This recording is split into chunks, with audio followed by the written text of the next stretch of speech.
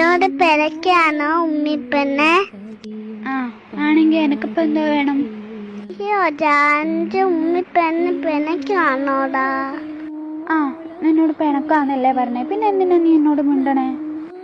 എന്തിനോട് പിണങ്ങിയേ? നീ എന്നെ തല്ലിയില്ലേ?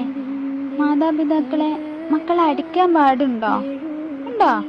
സോറി ഉമ്മച്ചി. വേണ്ട വേണ്ട, എന്റെ സോറി ഒന്നും എനിക്ക് വേണ്ട. എന്നെ തൊടണ്ട പോ.